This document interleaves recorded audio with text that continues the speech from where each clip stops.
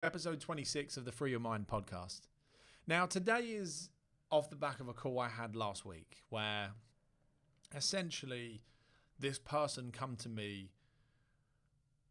and I'm going to have to change some of the details because to keep some anonymity, where essentially, long story short, right, they come to me and their life doesn't look the way they thought it would by now. Essentially, it's like, this is where I was going, this is how my life was looking, this is the money I was making, this is where I expected to be by now, and I'm not. I didn't expect to be here, didn't expect to be having this challenges going on in my relationship, I didn't expect to have this challenge going on in terms of financially, or in terms of where I live, or in terms of X, Y, and Z, right? Now, the reason I share this is because I find it really interesting. I see this a lot, where it's like the blueprint of our life doesn't match our actual life. I thought by now I would be richer. I thought by now I would have lost weight. I thought by now I'd have a six-pack. I thought by now I'd be living in this house or that house, or be here, or this many followers, or this many pound signs, or zeros after my bank balance, or this car.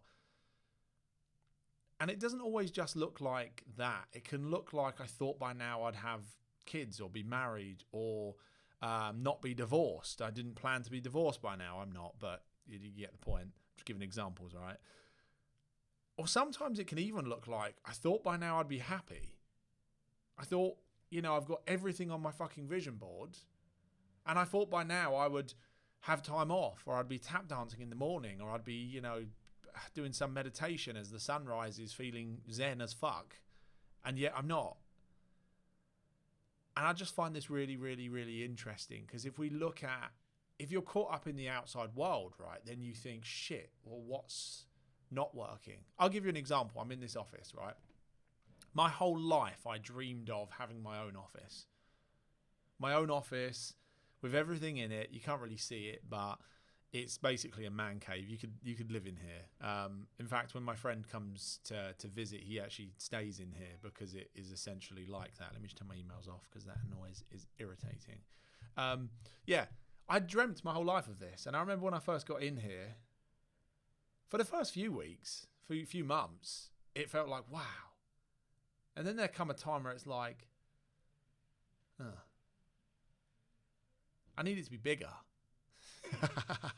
I need it to have imagine if it's bigger. Imagine like a table tennis table that I'd play on my fucking own. Or I need it to be, it's a bit noisy outside, because I'm in the middle of town. It's like, I need it to have bigger windows. I'm kind of up high, third floor. I need it to have bigger windows. I wish it was quieter. This would be great if I could move it and put it somewhere in the countryside so I could look out over the hills. And then it's like, that's funny. Because I had many offices before this. Getting an office like this is difficult to find, firstly. Secondly, I've been in shared offices with glass, fucking walls and no natural light, and other people coming in and knocking on my glass. Fuck off, leave me alone. I just like to be left alone when I'm working, especially when I'm on the phone and stuff, and the kind of conversations I'm having. You finally find this office, randomly, kind of out of luck, and never since found one that's the same, that's just on its own, no one in the building, everyone just fucks off and leaves me alone, no one knows where I am, and it's just this safe haven to just... But yet you're here looking for the next thing, looking at what's missing, looking at why it's not quite right. Same can be true for our house, right? You move, and then at first you move in, you think this is great, until you start wanting more, until you start thinking, well, it's okay, but it doesn't have this, this, and this, and this. And then you want the next thing. And the same can be true for things that, these are elements of things that potentially made me happy, or us happy, or whoever happy. There are also sometimes things we just don't like at all. Complete non-acceptance for. I'm fat and I've always been fat. Or, I don't know, my house is shit, it's always been shit. Why am I always in this shit situation? Or whatever it is, right? There can be times where circumstances don't necessarily look good, and we're beating them up. We're beating ourselves up. We can mentally beat the shit out of ourselves. So there can be two ways of looking at this, right? But where I was going is, if we're caught up in the outside world, the external world, it's very easy to think that circumstances need to change. That if this office really was bigger, then I would be happy. If I had more money in the bank, then I'd be happy.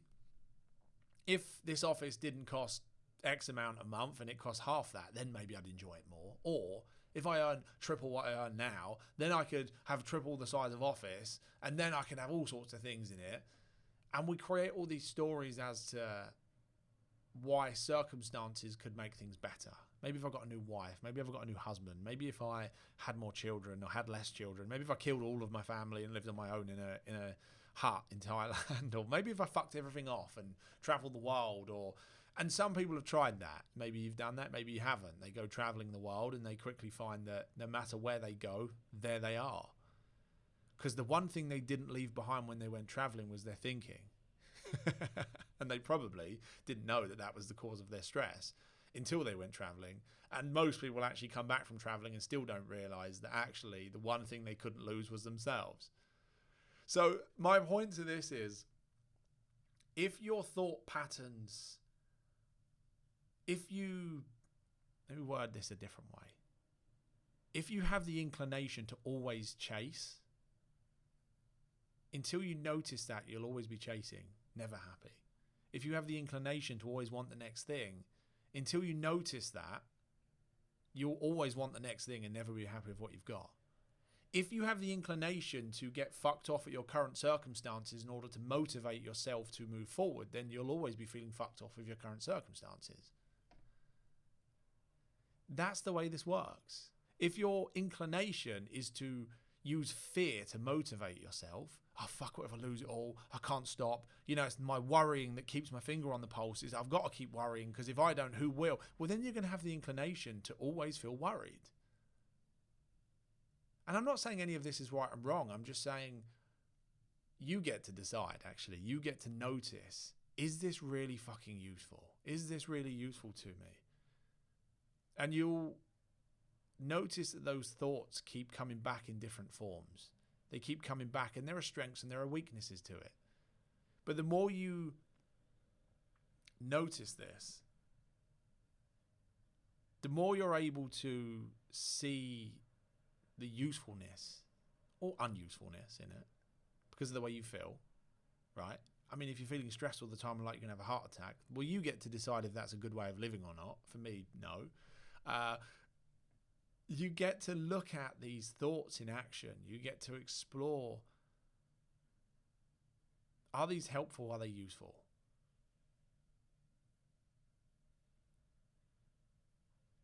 So what I'm trying to point to here is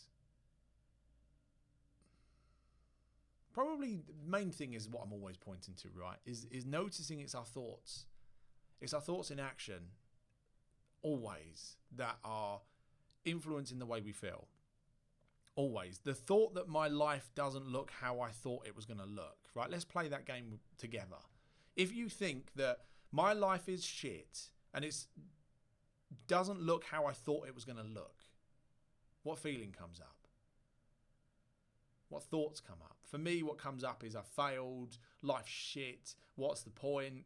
I'm angry, now I want to go and change all of these circumstances. I'm annoyed at myself a little bit, I'm annoyed at life a little bit. There's part of this kind of victim mentality that says, woe is me, why is my life so difficult? Now, if I talk about myself for a second, that's not a great place to come from. If I was going for a job, I probably wouldn't come across very well. I'd come across needy, I'd come across angry, I'd come across desperate, probably. If I was looking to get clients, the same would probably be true. And that would mean that I am looking to change my circumstances in order to feel okay. But if anything, what I've seen is true for me. Again, we all have different thought patterns and inclinations, right? And paradigms that we look at life through, or perspectives. I know, because I've seen myself enough over these years, to know that even when my life then become what was once on my vision board, I'd still be having the same thought process of, well, this is shit, because yeah, okay, I've got the life that I wanted a year ago when I said my life was shit, but this still isn't where I want to be because I still don't have X, Y, and Z. So you could see how this cycle becomes this self-fulfilling prophecy, this perpetual cycle of the same bullshit. The only time that would change is when I change my perspective. Is this making sense? You can't answer me, so just say yes to yourself. It's probably the weirdest thing I've got you to do so far. Just smile and nod and say yes to yourself. So my point is here that the egoic mind is always tempting us with this dangling carrot. I'm just going to take my jumper off because I'm cooking. I'm burning up here in flow. The egoic mind is always going to tempt us. It's the dangling carrot. It's always dangling something in front of us, whether that's people, humans, relationships, money, success, whatever the ego thinks we want or need in order to be okay. It'll be dangling that in front of us. And for most humans, that's invisible to them. They don't know that's happening because they are convinced by the illusion. Some people continue to be convinced by the illusion most of their life. Now, some people can't get the carrot, so then they just give up. And what's the point anyway? Some people keep chasing the carrot. They keep seeming to acquire carrots along the journey, but never the carrot they really want. So they just keep going from the place of, more is better. So, but what I want to get to here, where I want to go with this in this conversation is this really the best way of living? Is this really the best way to live, the most enjoyable way to live? Now, if you listen to this, it's probably because, like me, you like success, you like things, you like money, you like achieving, you like the game of life, right? You like winning at life. So there's very little chance that you and I are going to suddenly just become very content, sit cross-legged on our sofa, in like a monk or something in our own monastery, and just become content and settle, because there's another thought process in play there. I'm willing to bet that you're don't like the idea of contentment and settling. That's probably not in your nature. So therefore the thought of slowing down and becoming content probably feels like your worst nightmare. So there's something else there. But what I'm trying to point you to is, what if that settled down state, that curious, playful, intriguing, interested state is the best way of coming at life? Like, we can come at life from this place of seriousness and panic and stress and fear and chasing and searching and hunting down and running away from. Or we can come at life from this place of fun, playful curiosity, intrigue. We can laugh at ourselves, we can laugh at life, we can laugh at the challenges of life, but we can still do well. We can still achieve but without the seriousness. Chase but without the illusion that will somehow make us complete, because we're already complete and we're already happy, we're just having fun. You can chase a carrot the same way that you can chase a football, right? I don't know about you, but put me on a football pitch, get me outside running, and it's fucking boring. I've done it many times, but it's boring as shit. Put a football in front of me, tell me to chase it, and I'm there. And I'll outrun anyone on the pitch. Even, well, probably not the 19-year-olds. I can't really keep up with them anymore. I'll try. I'll just ache a lot more the next day. But give me a football to chase, and I'm there. But I'm not chasing the football under the illusion that if I finally catch it, suddenly I'll feel happy and complete and my relationship will be better and I can finally feel okay and I can finally then get the praise from myself and the recognition from myself and the recognition from my parents or the world, and everyone's going to clap me. I'm just chasing the football because I enjoy it, because it's fun. Because life disappears and I become so absorbed in that moment, in that flow state. I go because it's fun.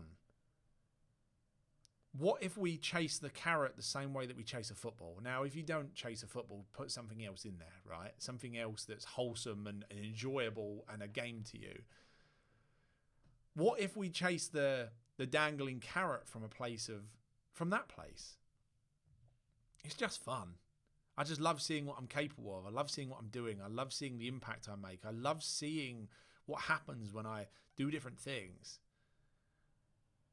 Like, what if we come at life from that place, that intrigue? Yeah, my life looks shit right now when I think it looks shit. That's interesting. What if I didn't think it was shit? What if I found ways of enjoying this? What if I found things to appreciate? What if I accepted this as my life? What if this is my life forever and it will never change?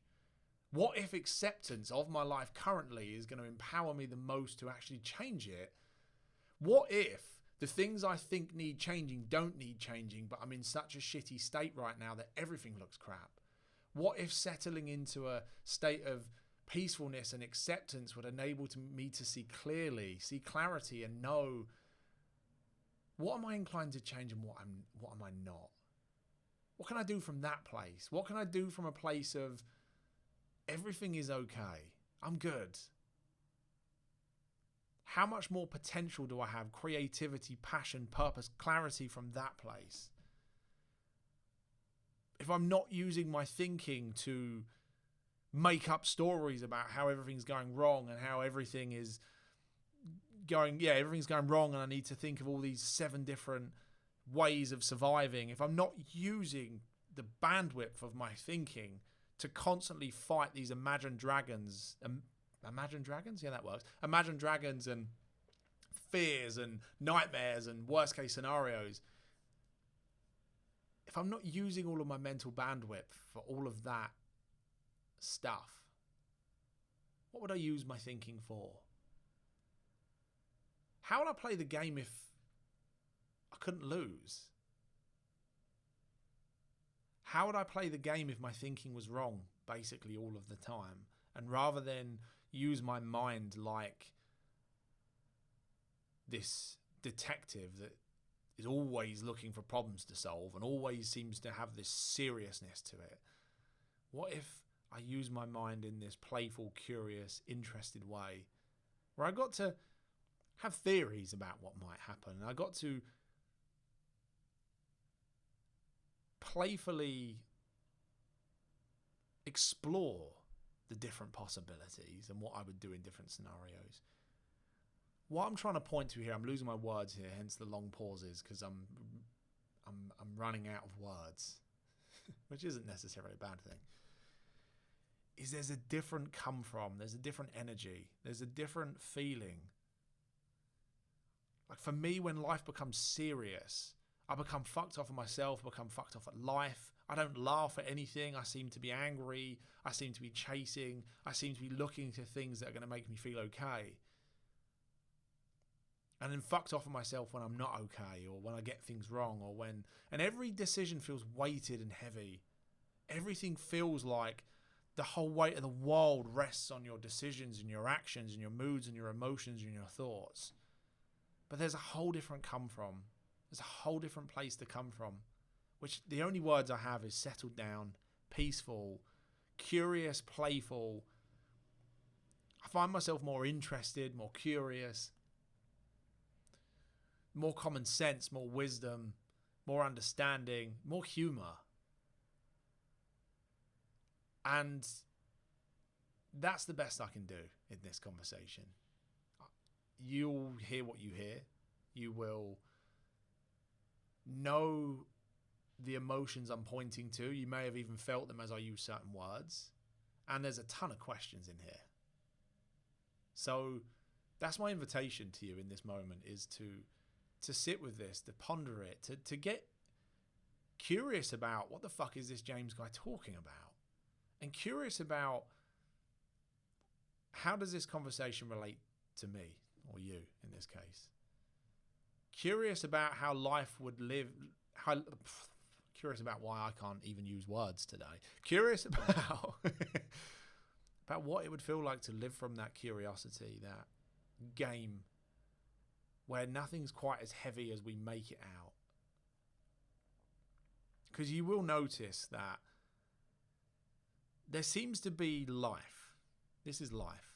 And if you're watching YouTube, you'll see my hands, and I don't know if that helps or not, but this is life, right? If you're listening, I'm not really doing a lot with my hands. I'm just waving them around. But we have life, and life is what is. But then we have the stories that we create. An example I used in the call before this, and I will shut up soon, is I had a client that was selling his house and buying a new house. And he was moving into this house and he'd thought about how he was going to decorate it and all the rooms and what it means and how it changed things financially. And he'd basically mentally moved into this house and thought about everything. His journey to work, the distance here from his business, all of that stuff, right? And then he didn't get the house and he was devastated. And it was like he had both bought the house and lost the house in the space of like a week. Because in his head, that's what had happened. But in life, none of that happened. In life, nothing had changed. In reality, he had not gone anywhere, moved anywhere, bought anything or done anything. That whole experience happened within his head. I've seen it when people sell their business too, where they don't think they're ever going to sell it and they can't imagine how it's going to happen. Then someone is buying it from them. And then in the time between when they're going to sell it and it being sold, they then worry about that person pulling out. So now it's like they've not sold the business, also sold the business, also lost the sale of the business in their head. But nothing has changed. At no stage during the reality of the situation did anything actually happen. It happened in their mind, right? Same is true for the person I mentioned on the beginning of the conversation. Getting a new job. The new job will change everything.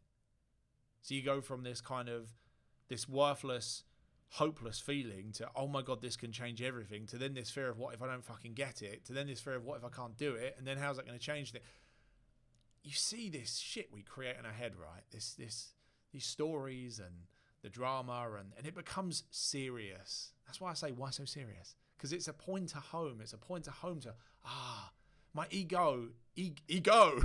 I don't know what that was about. My ego is, or our egos generally, are very serious, very heavy, very serious, very weighted, likes to be right, always imagining the worst, needing to prepare for the worst case scenario. And it's just worth noticing. So I'm going to leave it there. If you have any insights from this, please share them with me, because that makes this more enjoyable. Otherwise, I'm talking to myself for no reason at all. And the only feedback I get is from my clients, which is cool. So do that too. But if you've had insights from this, if you find it useful, then YouTube, you can comment below. iTunes, you can leave a review. Spotify, I don't think you can do anything, so you can do fuck all.